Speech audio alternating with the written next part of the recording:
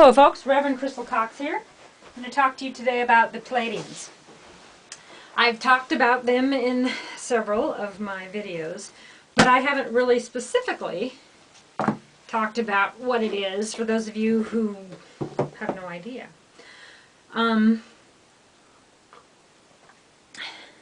For the last, since I was about 16, I've studied channeled information. Now, if you think about it, the Bible was channeled. It's inspired by God, it's channeled. I asked one of my highly religious, in a biblical sort of a way, family members not too long ago, if they thought that the Bible was the only thing that was inspired, the only word that was inspired by God, and they said yes. Well, I don't believe that's true. I believe that any one of us at any moment in time can sit down and pray and connect with God, with Spirit, and channel. Sorry, call me crazy. You're going to do it anyway. So, Barbara Marciniak is a channel, and she channels the Pleadians. Now, I don't know if you've read like Billy Meyer. I don't have his book with me. But it talks about, spaceships and the Pleadians, and basically I think the theory is that what we're doing here on Earth, we're running amok, right? So we're affecting other planets and other systems. It'd be like, the local pig farmer who's, their yard's all trashy and the smell's going over in the... Okay, it's a crude analogy, but Earth's making a mess. So these extraterrestrials are coming in to help us, per se. Okay, so basically it's channeled information but it's in a parable form, much like the Bible is a parable, because allegedly they can't tell us exactly what to do because, I don't know, Earth's some experiment, or we're here learning emotions, we're here learning something and we can't be given the cheat sheets, So basically we want to be good people and help raise the vibration of Mother Earth and her people, but what do you do when it's war and killing and drilling into the earth and using oil? And we don't need oil, we don't need coal, energy is free, but yet we're doing this, and in the name of what? And jobs, so we can just have more jobs and pay more bills and get diseases and then pay medicine, and then the cycle goes on and on and on, and it's so disconnected from spirit. And I mean, so basically there is a lot of channeled information out there, okay? Well, since I was 16, I've studied two, which would be Cryon, Lee Carroll's Cryon. I started that in my early 20s, and Barbara Marciniak's, which I think it was around 20. And it just felt like right information for me, okay? And basically, it is about ways that we can improve our life, but also, I remember when I first started studying and thinking, because when it was the ego thing for me of, I'm going to study, I'm going to know all this stuff, I'm going to spend 20 years studying it, and then all of a sudden, 20, 30 years from now, other people are just going to know. They're going to have some sort of quantum leap, and they're just going to know. After I've spent all these years studying? Okay. So, and I think we're kind of in that age now, where people just know. Where, was the other day I was on Rachel Maddow or something, they were playing back Ronald Reagan talking about aliens, and I mean, they're, the Vatican, the government, there's not much longer they can keep from us the fact that there are beings from other planets here. I mean, whether you're some hillbilly farmer out on the farm plains in the eastern plains, or some city slicker, or you're in the woods, odds are somebody that's seen alien spaceship. I have met a lot of them.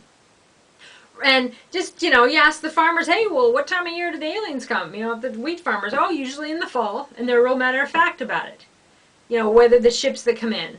And some of them have showed me videos. They had videos that they turned over to the government, back in the 70s or the 80s.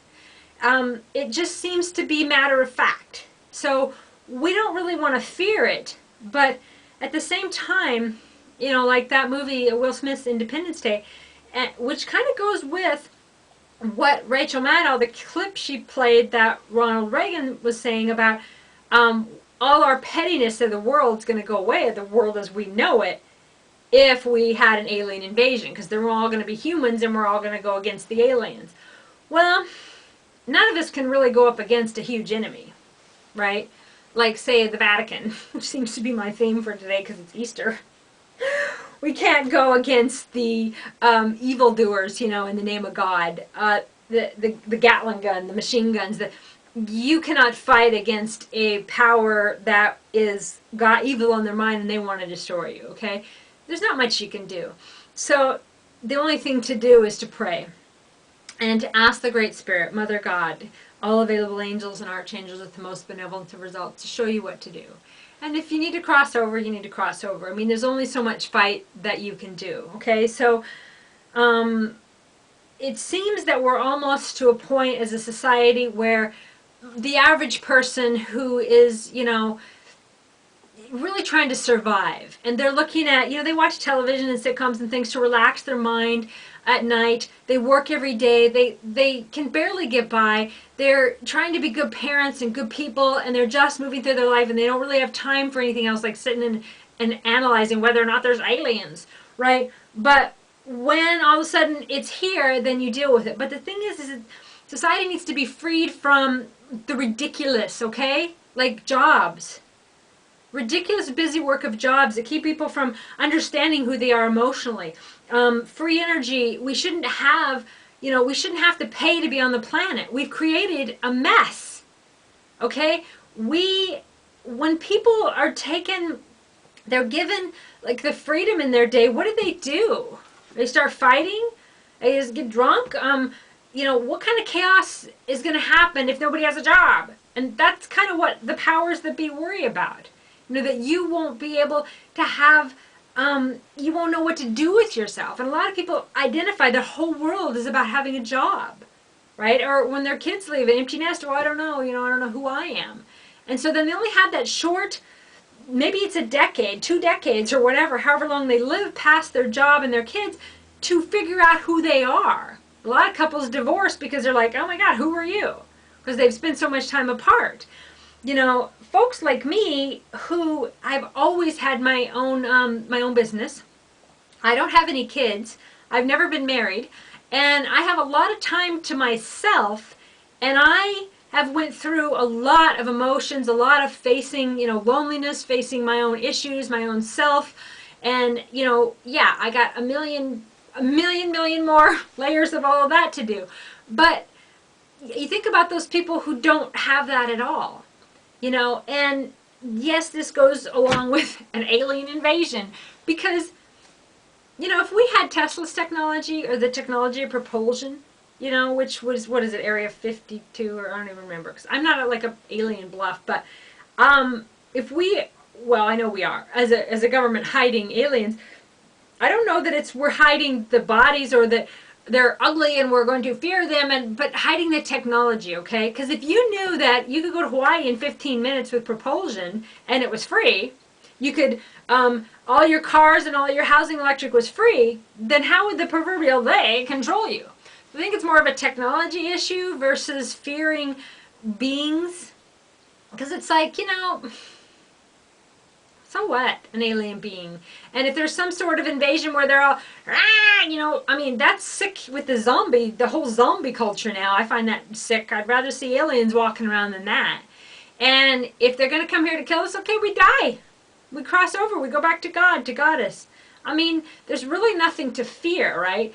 Living our lives suppressed and controlled is something we need to be out of. And the Pleiadian information kind of teaches us that. Teaches us how to be in control of our own mind, the power of our thoughts, how it works, yes, being human, how we can be better, how we can raise the vibration of Mother Earth and her people, and also talking about, bringing back the Goddess.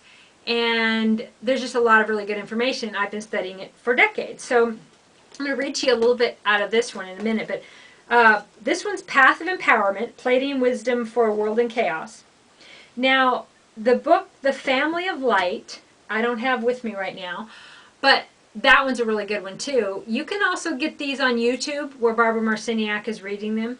And I consider myself at Bringing Back Goddess Church that we are a family of light, okay? Calling all light workers, calling all angels. It's time. It's time.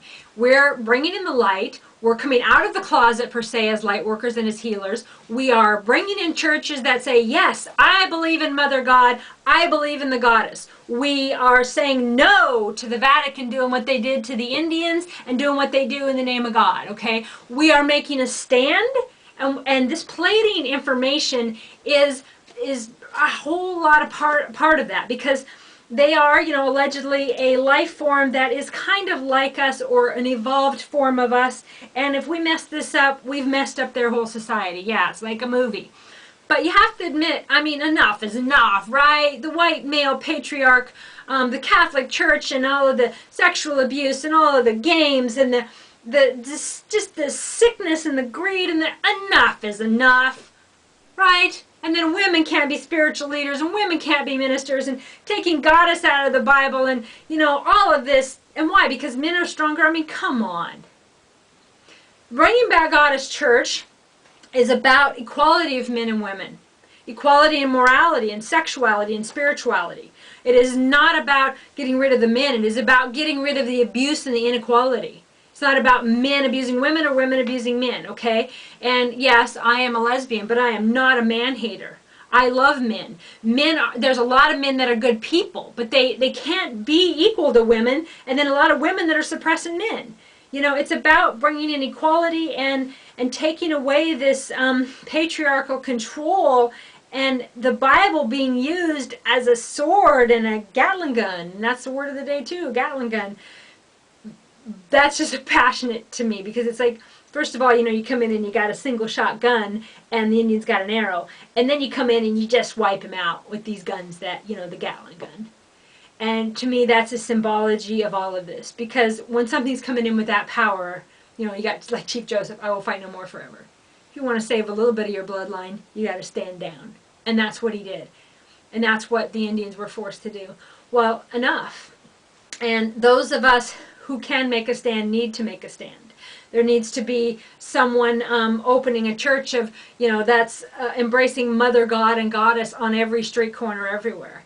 Any old church in your town that can be bought and can be brought in an all-denomination, one tribe, one nation church that brings back the goddess. It doesn't mean that it gets rid of the God. It brings back the goddess and the God standing united. We are men and we are women here on this planet, okay? And to get rid of the matriarch and Mother God and all that and just make it a patriarch is not where we're at. Okay, getting rid of men and making it a matriarch is not where we're at. Okay, we are united equally on all fronts. Okay, so the first one that I read was Bringers of the Dawn. This one is on YouTube as well, and you can listen to it in videos. And some of it might weird you out a little bit, because it talks about, reptilians. And I don't necessarily jive with all of that, but there's just a lot I don't understand. Like, I didn't used to really get the bird woman thing. And now I've studied a lot about the Egyptian stuff of, Lilith, and Lilith being given to Adam allegedly before Eve, and then being turned into some devilish thing. And then, and I've heard the word dove being a symbol for goddess in the Bible. And, there's a lot of things that I might have been uncomfortable with, but the more I learn about it, the more I'm not. So Bringers of the Dawn is a little bit, talks a lot about reptilian stuff. The Family of Light isn't really so much like that. I recommend this one, Paths of Empowerment, if you're just starting out, and then go backwards. Earth, Pleiadian, the keys that are in Mother Earth. Yeah, I've read a lot of information. It seems to be happening now about, I've read like over the last 20 years, we are walking the same path, or the same thing out in the sea, or people as a society going over the same place, and then all of a sudden this artifact will pop up that wasn't there before. Then they're like, oh, well, it was unearthed or whatever. But really, it's that our consciousness is ready to see it, and so it's kind of coming to light. Okay. Now, I've also read, and I've met this author, Barbara Hand Clow. Now, the Pleiadian Agenda is a pretty heavy-duty book, And it was before the photon band, for a lot of your New Age stuff at that time. I'm trying to simplify these concept of the Pleiadians. This is not really a simple book, but this is a really good book too. Now, those of you who know me know that I love Moldavite, okay? Now, I was exposed to Moldavite in the last few years, and I just love it because Moldavite is, it's a tektite. It's allegedly a meteor that landed, and it's this really green, it's like a crystal, like a mineral, but it's actually, a piece of a meteor.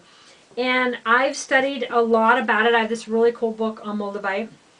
And it talks about the Holy Grail and bringing back the goddess and the Pleadians, which is really interesting. Like this energy, like it was coded with some sort of energy that we need as humanity, and it was connected to the Pleadians, Moldavite. So, yeah, there's that. All right, well, I'm going to read to you a little bit about this. I'm very much into the power of thoughts, the law of attraction, and what our own mind can do to create our reality. So I might read you a little bit on that. We'll see. Barbara Marciniak, Path of Empowerment. All right, just a few tidbits.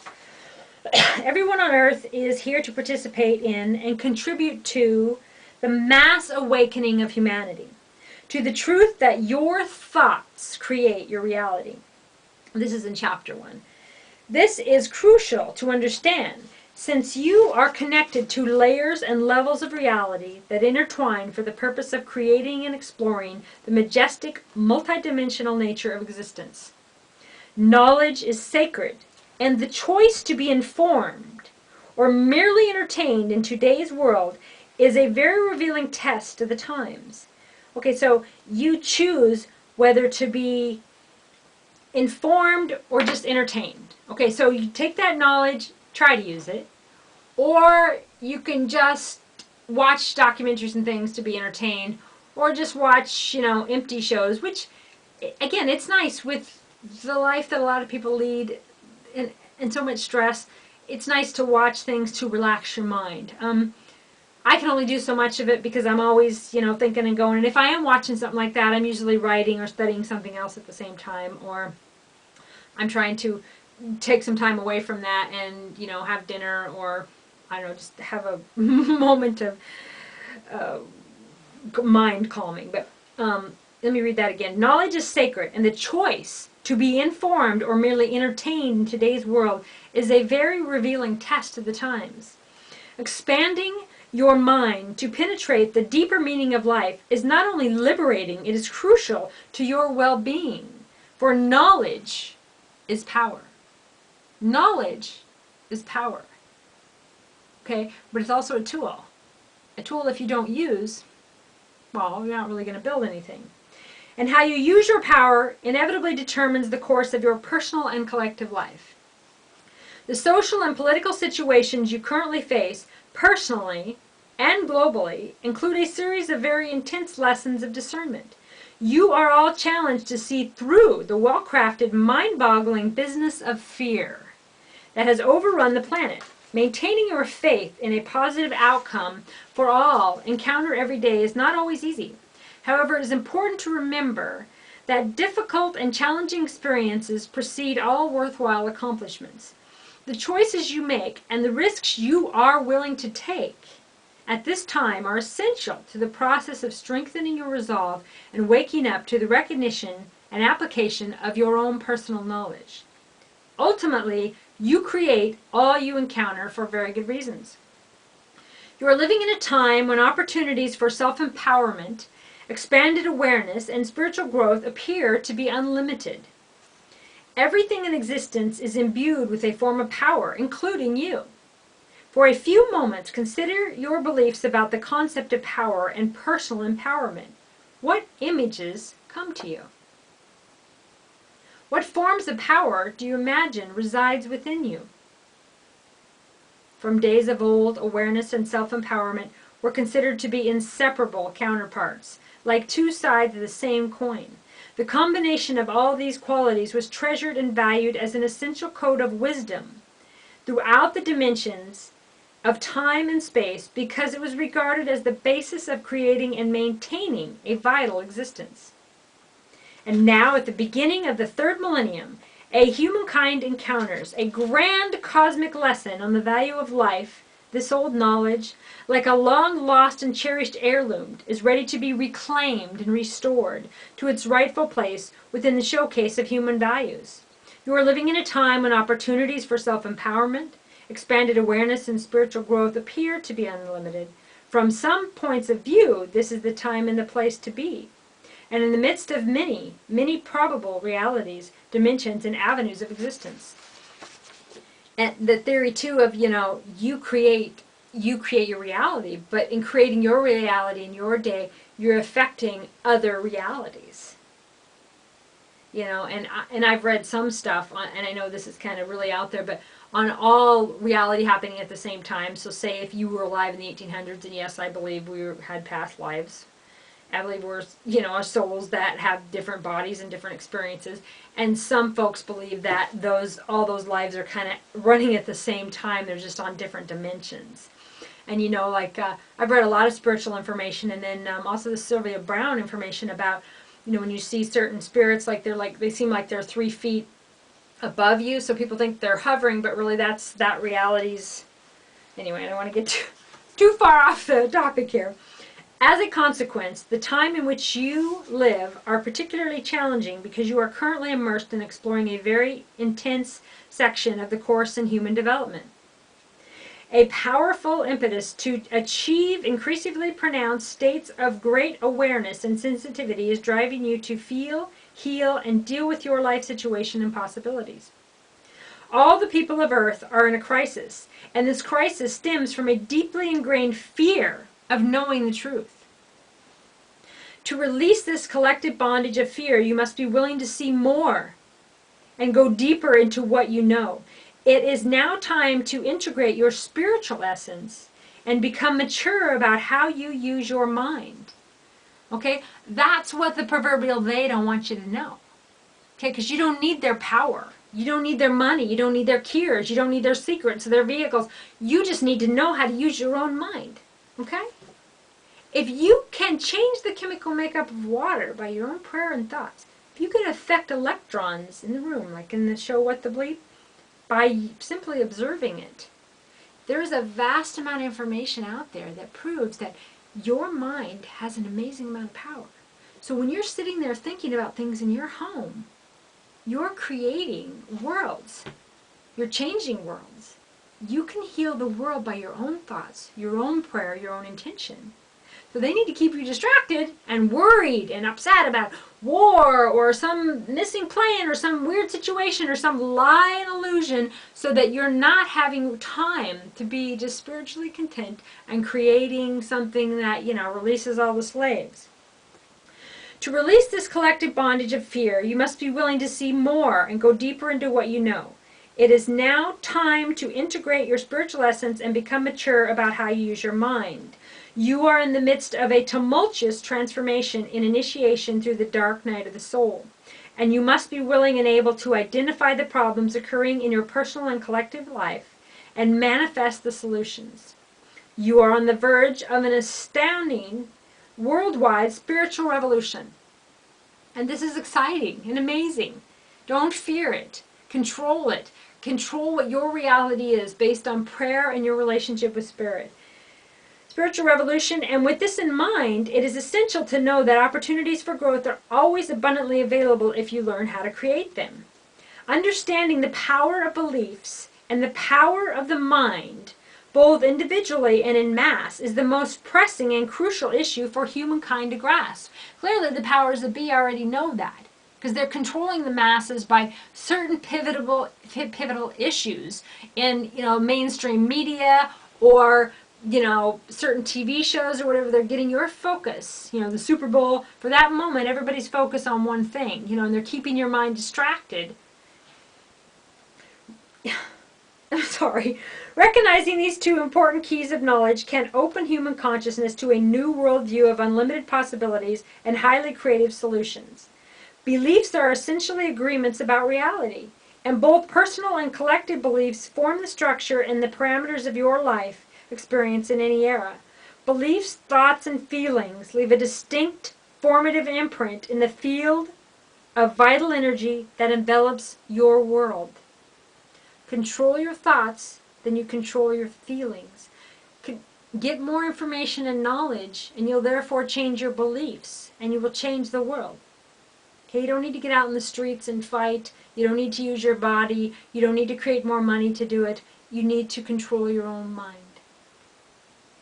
Very, very hard to do. You are creating all of the time, and humankind is rapidly awakening to this astounding realization. The times in which you live are characterized by immense change and great flexibility, and clear intent are required of you for dealing with this inestimable process of human transformation. Developing the ability to become aware of what you think, feel, and speak, and structure your life with pristine clarity through thought, word, and deed are essentially important for living an empowered life. That is the challenge. Focusing, knowing what your own mind is thinking. Okay? Paying attention to what you feel, what you think, what you say. Okay? Because you are in charge of you. Other people might do things, and then you think about what they're doing and you think it's something about you. But if you know you, then that doesn't affect you. Yeah, it might hurt your feelings. You might wish they'd have said something different. You might wish they were in your life in a different way. But ultimately, you control your thoughts. And that controls your reality. And in essence, the reality of others around you, and Mother Earth, and the actual universe. Accepting responsibility for the power you embody is the essential and most important lesson of this transformation. If you accept responsibility for your own mind, your own thoughts, your own feelings, and if we all did this, there it is, it's done, right? Expanding awareness is sweeping the globe with astounding momentum, stimulating humanity on a cellular level, a wake-up and discovery of its power. Okay, folks, Barbara Marciniak, The Path of Empowerment. I recommend that you